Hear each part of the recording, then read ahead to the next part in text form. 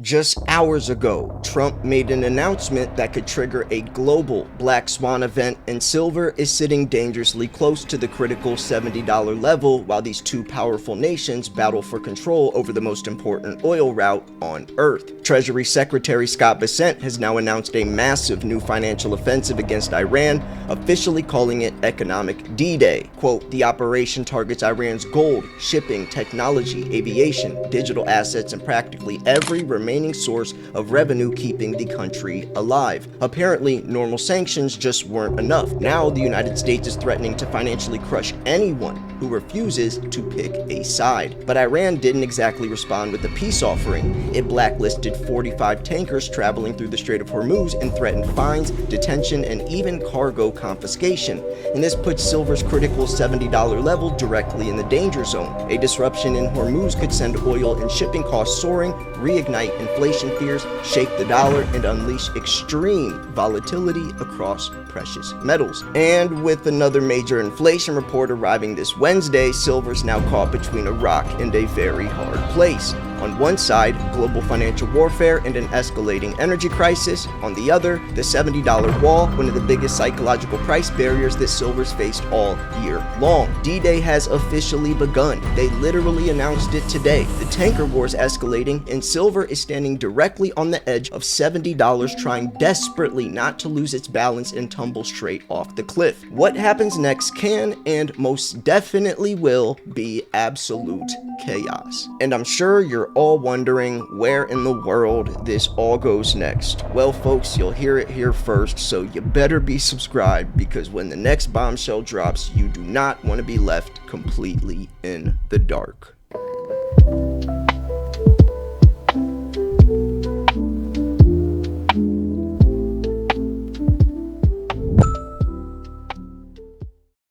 Alright, Silver Stackers, this is your daily debrief. My name is Silver Slayer. Now let's just jump into it. Look at this beautiful chart of silver. This is the 1 month chart. And to put things in perspective, 21 days ago on August 3rd, silver was $57. 57. And now we are around 80. Now, what has happened to get us here? Well, many different things, but right now is what matters the most, and what's happening on Wednesday. Now, I must say before I show you these clips and go into what's happening with silver, all of the many different things and how all of this will, not might, will affect the price, make sure you click subscribe. I post every single day. You will always get the most important news about gold and silver here, and you'll get it every day. No BS, no boring stuff. All of it is the most important. I'm a hawk, and I will eye down every single thing that everyone else misses, and some. Make sure you subscribe, click the bell so you immediately get notified when I post. We're talking about Economic D-Day. This is Trump's threat to become warnings for countries to severe financial ties with Iran. I'm going to play the clip directly, and then we'll go back to the video. US Treasury Secretary Scott Bessent is expected to announce the new measures, which the US government has described as an unprecedented level of economic warfare and isolation. US President Donald Trump has called the measures an economic D-Day, aiming to force Iran's leadership to cave to demands to end its nuclear program and fully reopen the Strait of Hormuz. The head of Iran's top security body said any attempt by Trump to impose sanctions would be met in a seismic manner. So yeah, Economic D-Day. I wonder if they say these slogans to purposely unleash fear, because that is exactly what it does, right? Economic D-Day does not sound good, and right now the last thing we need is scaring more people, especially those that don't watch these videos, that don't know about my channel, or watch any type of real coverage that talks about what's really going on behind the scenes. And that's just scary, especially when Trump announced that we're dangerously low on weaponry as well. So who knows? But that's just where we're at. So I'm going to go over a couple of articles. I'm going to go over our response and then Iran's response. And then we're going to go over silver and what's going on with that. And then I will throw my thoughts out there at the very end.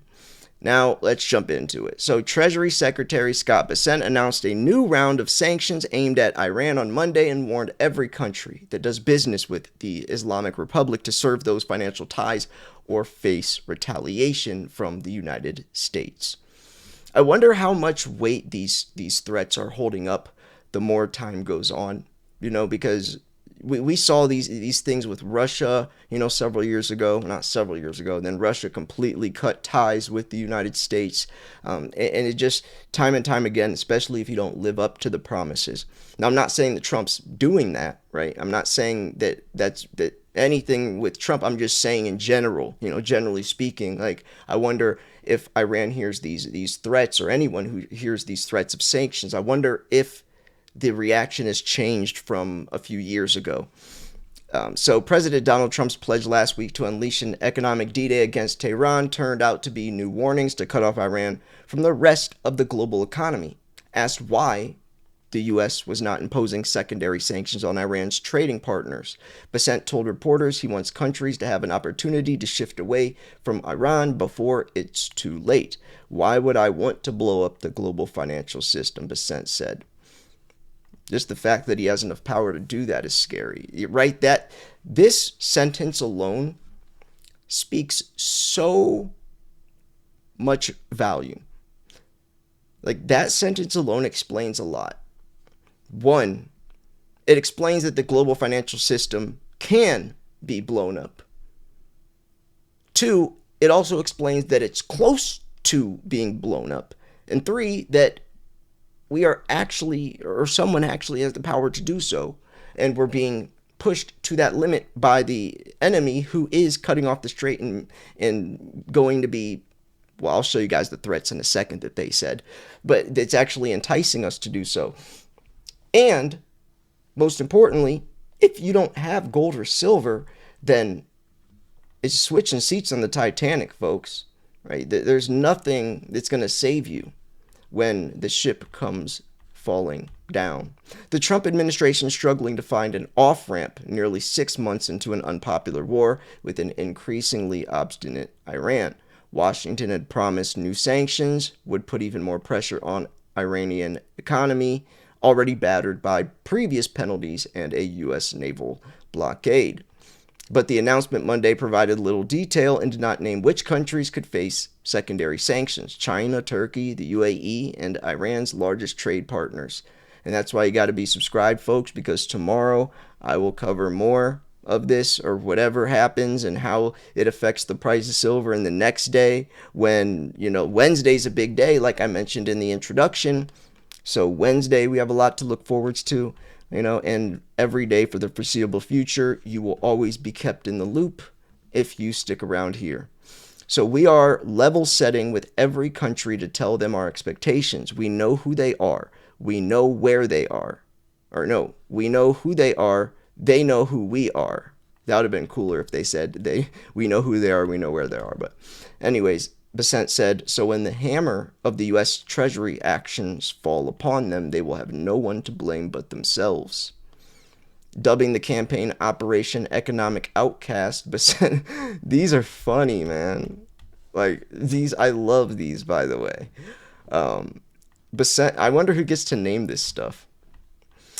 There's probably they probably hired someone who just can think of the craziest and coolest slogans for all of their campaigns, like Operation Epic Fury, and it kind of reminds me of like back in the day with MK Ultra. They had Operation Midnight Climax, which was when they dosed those Johns with LSD and put them into a brothel behind a two-sided mirror to observe and study them. Oh man, I don't know why I just thought of that. Well, it's because I made like a documentary on Project MK Ultra on my second channel, Down the Rabbit Hole, probably a year and a half ago. So I don't know. That was funny though. But UAE announced last week that it was suspending all trade, commercial exchanges, and financial transactions with Iran until further notice after a reported missile attack on the Gulf country. Bessent said the UAE decision was not a coincidence. So yeah. Now let's look at this. Now let's go into Iran's talking points. This was posted today, fresh off the press, August 24th. This was posted just a few hours ago. Iran blacklists 45 tankers in Strait of Hormuz, threatens to fine and confiscate cargo.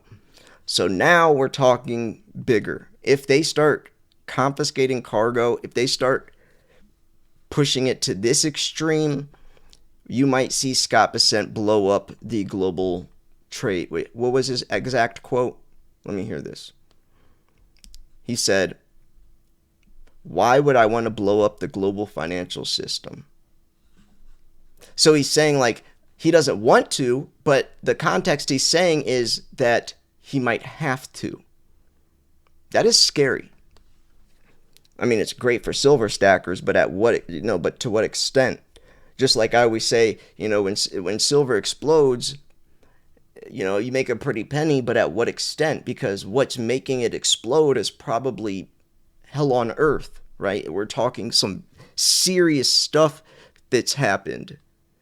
So that, it's double-edged sword. But anyways, the Persian Gulf Strait Authority said in an ex-post Sunday that ships could be fined, detained, or have their cargo, including crude oil and liquefied natural gas, confiscated. I think it's so funny that these huge posts and these huge statements are just made on social media. Other vessels assisting the blacklisted ships could also be penalized, warned Tehran's new authority over the waterway. So yeah. Now, some blacklisted ships included UAE, the shipping vessels, Saudi Arabia National Shipping, and Bahrain. Threats from Tehran followed Treasury Secretary Scott Bessent's warning Friday that Iran would soon face the toughest sanctions in history that could collapse the regime. They obviously don't believe that, and that's when it's very dangerous when you're going up against delusional people that are motivated by religion and also have a completely different outlook on life and different morals, as we've seen as we're being invaded by I don't even want to go into this because my channel will probably get taken down, but yeah. Anyways, Treasury buybacks lowered long-term yields and weakened the dollar, giving silver buyers control over Friday's session. Oil's the reversal risk because higher energy costs can rebuild the rate hike argument and pressure silver. Long-term 200-day moving average trend indicator is the next test. Buyers try to turn Friday's move into a larger breakout. So silver tested 70 for the first time since mid-June on Friday as the dollar weakened and Treasury yields backed off their recent highs. Gold was running alongside the physical market, stayed tight underneath. Sellers showed up at around the number it could not hold. Silver settled Friday at 68.97. And right now we're at like 68. We're at 68.97. Yeah, so we're at 68.97. So tomorrow, I guess tomorrow doesn't matter too much unless the markets are going to react to this economic D-Day. But Wednesday is really what we need to pay attention to. Yeah, here we have what to watch. The dollar and treasury yields are the trade. Buyback operations are scheduled to begin in September. And the debt and deficit concerns that pushed Washington into the bond market have not been resolved. Inflation data and Fed commentary are next Wednesday, and if the dollar stays under pressure and yields remain below their recent highs, buyers have room to keep working on the upside. But this is what I've been talking about. We are at such a critical level, folks. The days of $57 silver are gone. That was the bottom. So if you didn't listen to me and buy when prices were $57, when you had multiple chances to, because it went from 57 to 60, down to 56 to 60, back down to 57, back to 61, back down to 57, back up to 60, back down to 57, back up to 60. And I kept saying the more times it does this and it holds 57, that's more support. And that probably means, since it's the fourth or fifth time it's done it, that this is the bottom. This is the lowest we're going to get, so you better buy it. Well, now it's too late. But the good news is that we still know that we're at somewhat of a bottom, just a little, just $10 more. But that's not a big deal because we have a lot of room to run forwards. And at least we can still recognize that that was the bottom. So now there's less risk because we still didn't quite know, but now we know that was the bottom. The days of $50-something silver are over, and soon the days of $60-something silver will probably be over. So you better buy. And if you do want to buy, well, I got you. I got the best place, Andy Schechtman's company. It's Miles Franklin. We took the $50 million order from two billionaires. No one else trusts anyone with that type of money, but they trust Andy. They trust this company with it, because Andy's a stand-up guy and he will handle and fix anything. I can attest to that personally. I've fixed stuff personally through his company when I was a broker, stuff that I didn't have anything to do with. You know, we really do love our clients, so you can build a business relationship with them. But what I was saying is Andy also filled that order in 2 days. Nobody else in this world could have pulled that off. It was something ridiculous. It's like 900,000 eagles, over 100,000 ounces in junk silver, and the rest in gold, and he filled it off in 2 days. Only took him 2 days. But anyways, yeah, I'm going to wrap this video up here, folks. I hope you guys enjoyed this. Go check out my recent videos. I've been killing it, folks. I'm not going to lie. I haven't been this proud of my channel in a while. I've been working really hard to make some really, really good content. My past probably 10 days, maybe longer, of videos are all must-watch videos. I've introduced several new laws that are very sketchy for precious metals investors. We have a new one that I made yesterday, the Transactional Gold and Silver Act, where we're talking about digital surveillance, social credit scoring.